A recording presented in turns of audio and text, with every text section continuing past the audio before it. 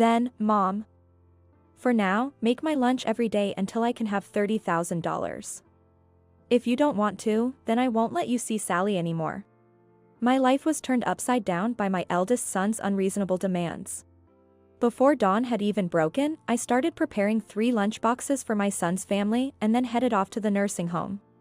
Despite being worn out from fatigue and lack of sleep, I couldn't bring myself to cut ties with my son as I thought of my dear granddaughter, Sally. But one day, Sally, in tears, revealed a shocking truth that her parents had been hiding. I could no longer forgive those two. Reaching my limit, I decided to fight back. My name is Helen. I'm 72 years old. I lost my husband last year and now I live alone in the house. My husband, who was the same age as me, developed dementia in his later years. I took care of him at home for a while, but in his final year, he was taken care of in a nursing home. Thanks to that, I still have ties with the nursing home even after my husband passed away. The staff there were very kind to me when I was overwhelmed by caregiving. Thanks to them, my husband was able to spend his last year in peace. The facility was always busy due to staff shortages. After he passed, I consulted with the staff and decided to help out a little. I've always been good at cooking and baking, so on the days I went to the facility, I would bring homemade lunches and desserts as gifts for the staff. Then one day, as I was doing housework on a holiday, my eldest son's family suddenly visited. I was surprised by the sudden visit, but I served them tea. Mom, it's been a while. Sorry for dropping in like this. We've got some issues and decided to move here. My son, Ethan said, reaching for the cookies on the table. He looked somewhat tired. Natalie, my son's wife, hardly spoke since arriving, constantly fiddling with her cell phone. A sudden move. Had there been some trouble? A flicker of unease crossed my mind, but I smiled at my granddaughter, Sally. Sal. You've grown up so much. Have you been well? It must have been about 5 years since I last saw my son's family. Ever since my husband developed dementia, I was too busy with his care to spare any time or emotional energy. I hadn't been able to pay much attention to my dear granddaughter, Sally, since the caregiving started. Grandma, it's been a long time. I've been good. You know, I'm already in my 3rd year of middle school. Oh my, time flies. So you're a student preparing for exams this year. You have to work hard. I smiled at her, but her face clouded over for a moment. I wondered, considering it's such an important time for exams, was it really okay for them to move? Just then, a cat's meow came from the kitchen. Sally, delighted, exclaimed, "A cat," and ran towards the kitchen. Mom, since when did you have a cat? No, that kitty just comes to visit occasionally. I always leave the back door ajar for it. Huh? That's a bit unsafe, isn't it? Ethan was staring intently towards the kitchen. Natalie didn't even lift her face from her cell phone. While Sally was away, I asked Ethan and Natalie in detail about why they moved. Their explanation was hesitant, but in summary, they had financial troubles due to a failed business and moved in a hurry to cut down on expenses like rent. I then asked about his job. Job? Well, it's so-so. There have been various things, and I've been feeling unwell. The doctor told me to rest for a while. But more importantly, Mom, I have a favor to ask.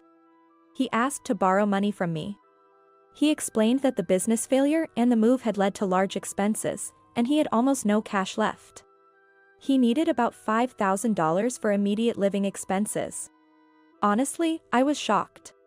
Even though he was my eldest son, I was hesitant to lend such a large amount of money. And I wondered if this couple was really thinking about their future. But no matter how much I asked, they insisted, just lend us the money. Reluctantly, I took out $5,000 from my savings and handed it to him. He smirked as he received the money and quickly put it in his pocket. Well, I'll do what I can to help, for Sal's sake.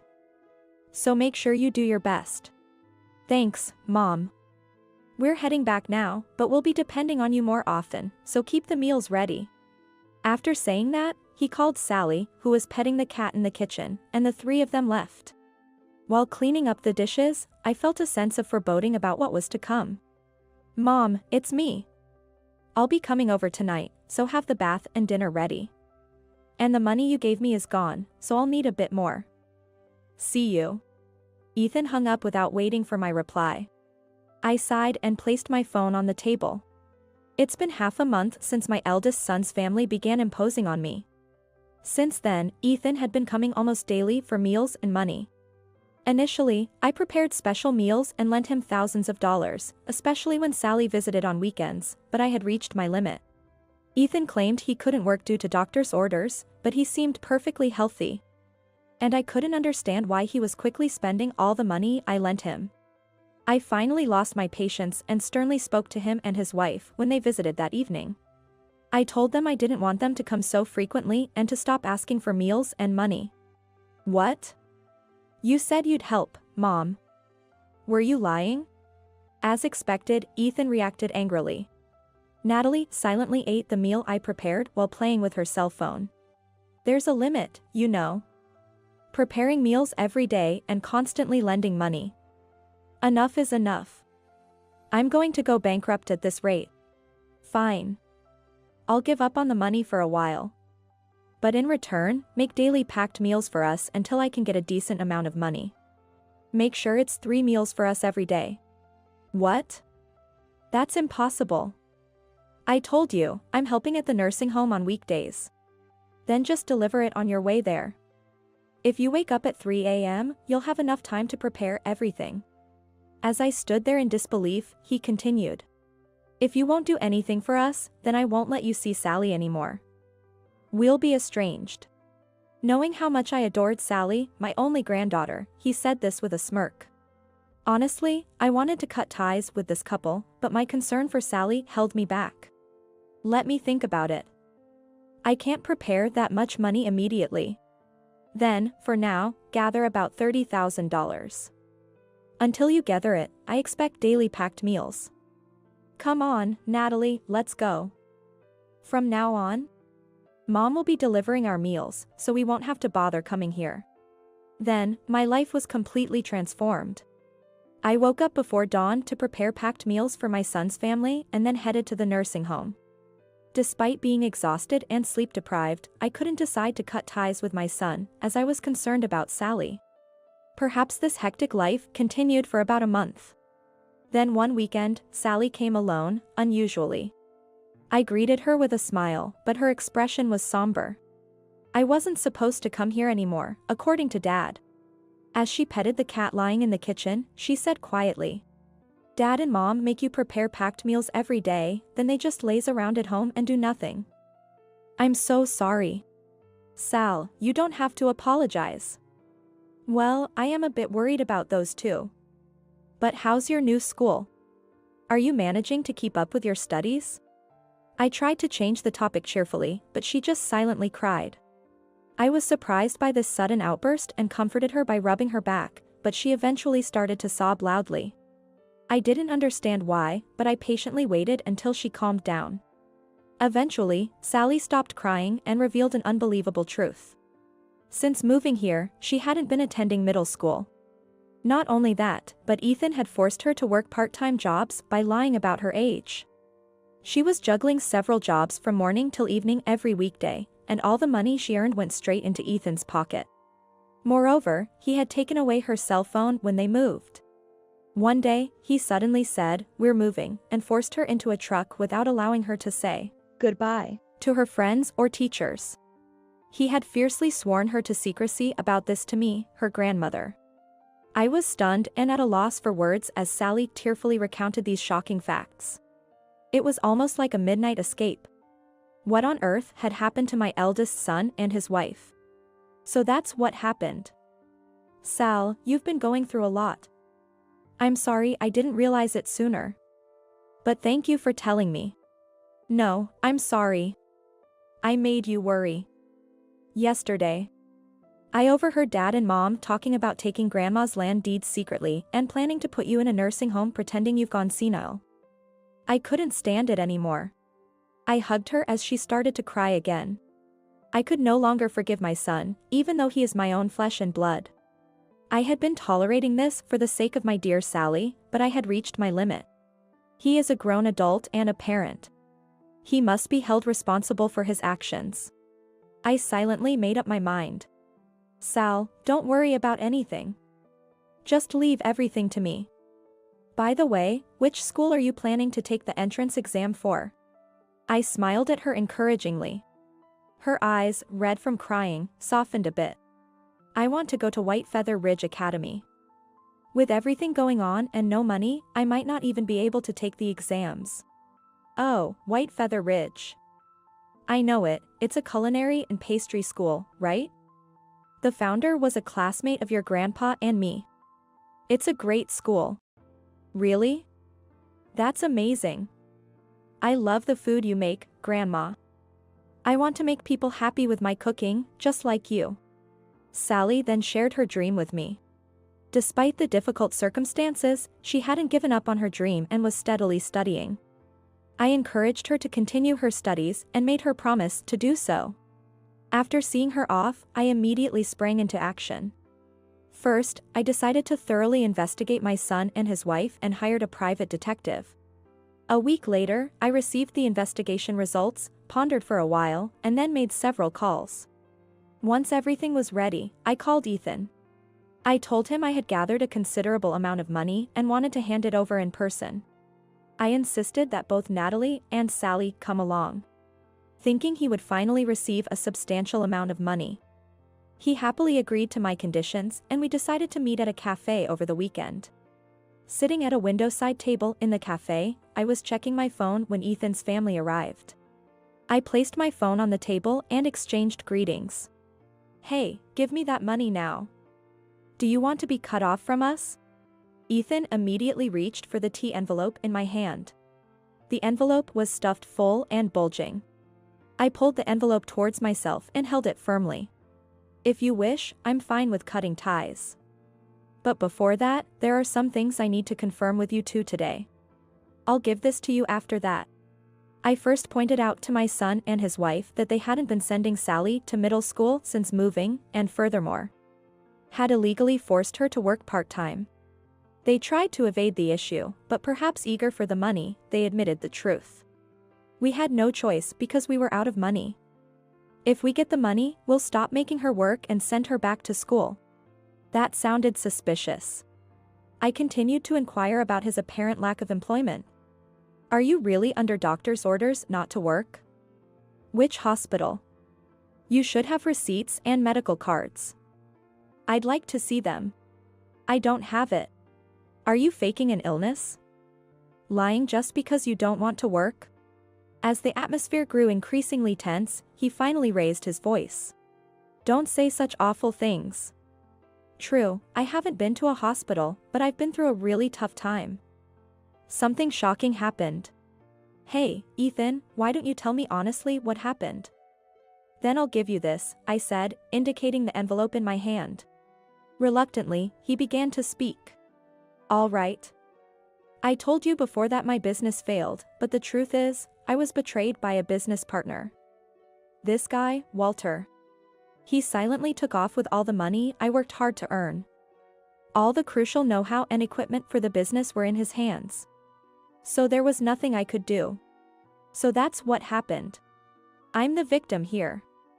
That's why we couldn't pay rent and had to move here in a hurry. Now give me that money, will you? He said, and finally snatched the envelope from my hands. As he opened the envelope, instead of a large sum of money, it was filled with a pile of bills. He stared blankly at the bills scattered across the table. Hey, why don't you finally tell the truth? Disappointed in his continual denial, I revealed the facts I had uncovered. He got involved in prostitution as the business started making a profit, accruing a large amount of debt. To cover it, he deceived his business partner, taking all the earnings, and even got involved with loan sharks before fleeing in the night. Sal was thrown into chaos without understanding anything. She couldn't even say goodbye to her friends and teachers, and you took her phone away.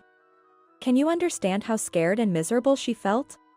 Ethan, seemingly indifferent to my words, desperately searched through the bills for money. I was utterly disgusted watching his pathetic behavior. Ethan had been hiding from loan sharks and business associates, so he hadn't even registered for work. Nor had he completed any school transfer procedures for Sally. His wife, Natalie, wasn't working either, and they had no income.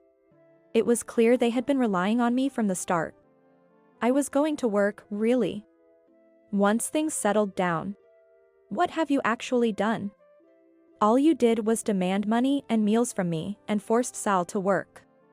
Natalie doesn't work either and just plays with her phone. Also, I know you've been sneaking into my house while I'm away. It's trespassing. A serious crime. I always left the back door ajar for a visiting cat. Ethan knew this and had been sneaking into my house while I was at the nursing home. On the day I heard about Ethan and Natalie from Sally. I remembered that I had won a pet camera in a raffle once and decided to set it up after pulling it out from the storage. Sure enough, it captured Ethan entering through the back door and rummaging through the cupboards while I was away. The footage was saved on my phone. You were planning to take over my house and land, then put me in a nursing home pretending I've gone senile, weren't you? Wasn't that your plan all along? Shut up. You keep accusing me of crimes. Just because you're my mother doesn't mean you can make up such nonsense without proof. We have a witness here. Suddenly, a deep male voice came from behind. Ethan turned and jumped at the sight of the man. Walter. How come you're here? I was contacted by Helen. Heard there was going to be a discussion today, so I came all this way to join in. Good to see you, Ethan. You seem well. Walter sat down next to Ethan, blocking his escape. It was my first time meeting him, but Walter was a large, imposing middle-aged man. I wondered how Ethan dared to cross someone like him. Ethan, return my money now. I've called the police outside, and I've filed a report. Either return the money or turn yourself in, right now. As Walter said this, Ethan frantically looked towards the window. A police car had parked right in front of the store, and an officer was standing there. He was pressing the phone to his ear, looking in our direction. Ethan's eyes widened in disbelief, and he involuntarily stepped back while still seated. Wait. I'm sorry, Walter, really sorry. I'll return the money. I didn't run away, I just needed some time. Please. Just give me another half month.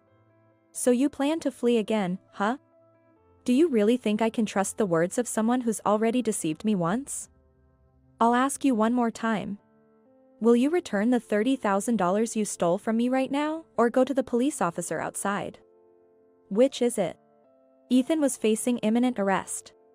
A palpable, bottomless fear struck him, and beads of sweat formed on his forehead.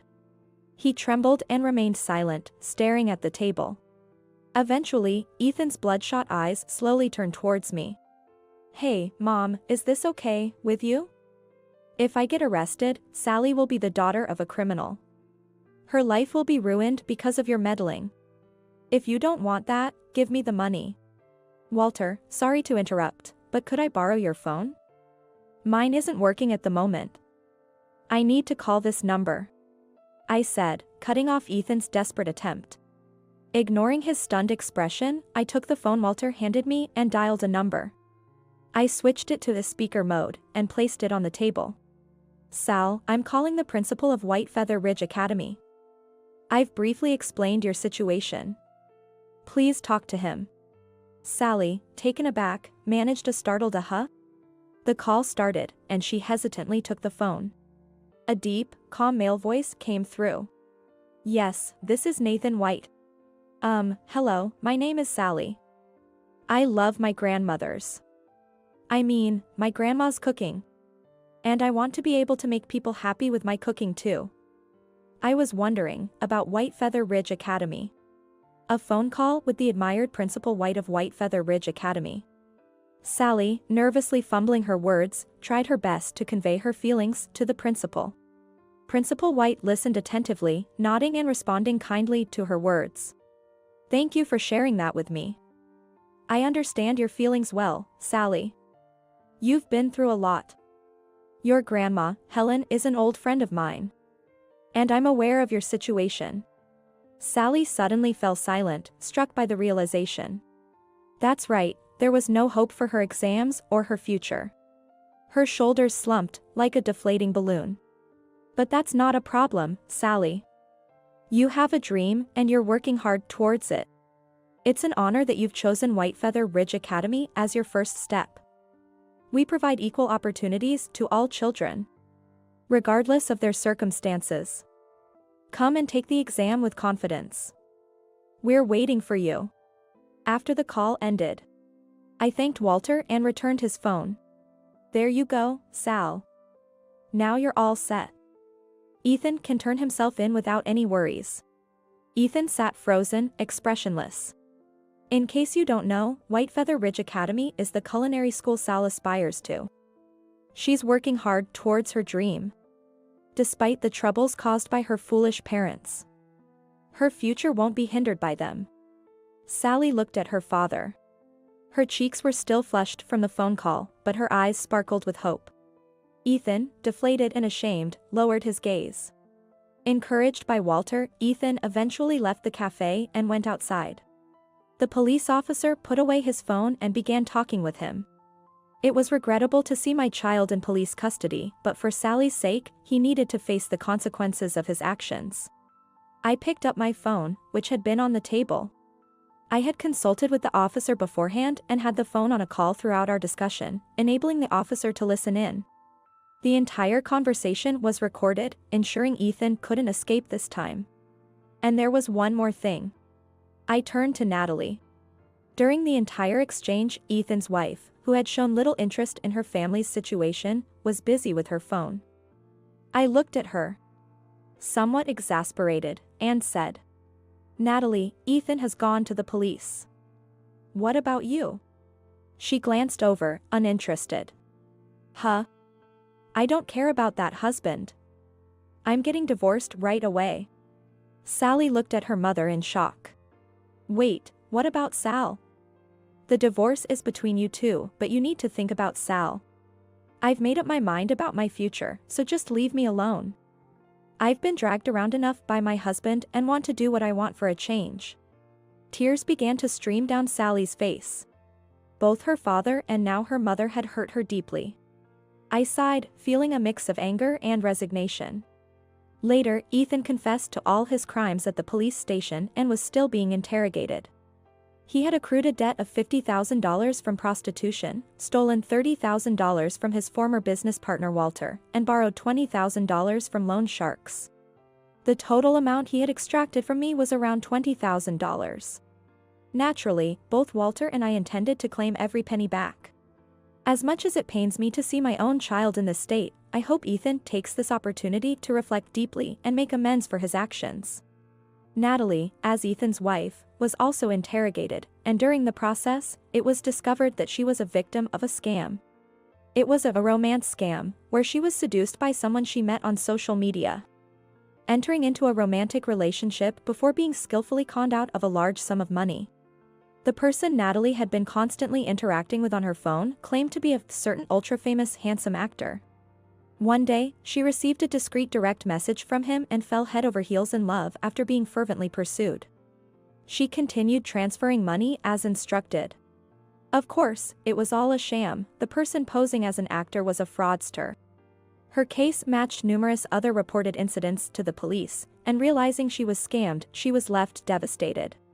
Having already divorced Ethan, she was left with nowhere to turn, wandering the streets. I decided to live with Sally afterward. We sold our family home and land, moving to an apartment near Whitefeather Ridge Academy. The property, located in a prime urban area, had immense value, fetching us several $1,000,000. To ensure Sally would be taken care of even after my passing, I made her the beneficiary of the assets. Despite the hasty move and the turmoil caused by her parents' police involvement, Sally persevered and kept working hard. I helped with her middle school transfer and her entrance exam preparations. Thankfully, all our efforts paid off, and Sally was successfully admitted to Whitefeather Ridge Academy. Just as Principal White said, Sally is now diligently pursuing her studies at the academy, enjoying her youth surrounded by friends. As I watch my beloved Sally grow and thrive, I live a contented and peaceful life.